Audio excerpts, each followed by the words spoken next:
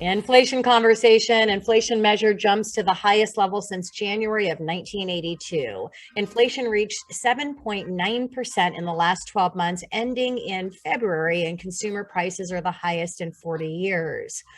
Prices for gas, food, and housing, which are the necessary rather than the discretionary spending, drove the February price increases. Over the last 12 months, food prices went up 7.9%, the biggest jump since July of 1981. Grocery store prices rose an even faster pace at 8.6% over that same period of time, the biggest increase since April of 1981. Now, gasoline prices alone rose 6.6% and contribute nearly a third of the overall inflation increase in February. Over the past year, they have risen 38%.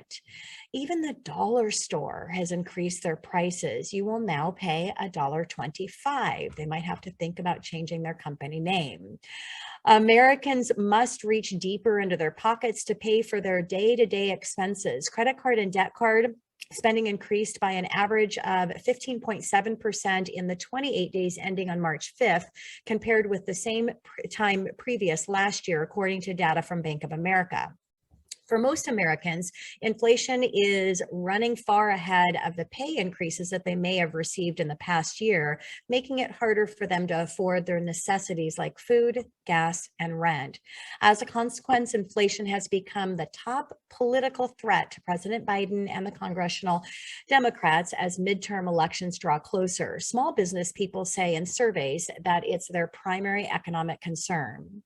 Now, economists had hoped that the pandemic pike heights of the past months, driven by supply chain problems and higher demand, would start to subside as the year went on. But with the Russian-Ukraine conflict expected to push energy and food prices higher for its duration, a new type of inflation that's not linked to the pandemic could take center stage.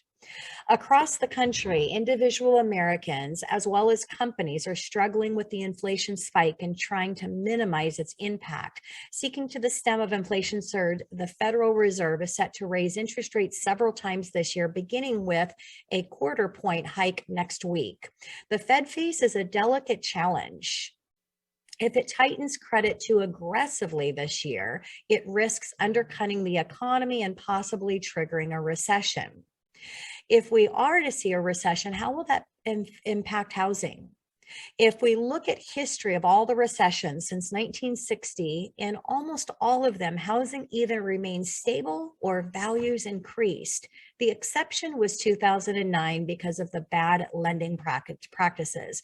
The recession was caused by the housing bubble. The recession did not cause the housing bubble. There were a ton of bad loans being done, fog up a mirror, no income verification, no assets, and even no job was required to get a loan. Now, the 2020 recession, home prices powered higher. Mortgage properties with negative equity decreased by 25% from last year. There are now only 1.1 million homes, or just 1.2%. of all mortgage properties that are underwater, which is the lowest level in over 12 years. And that is your money check.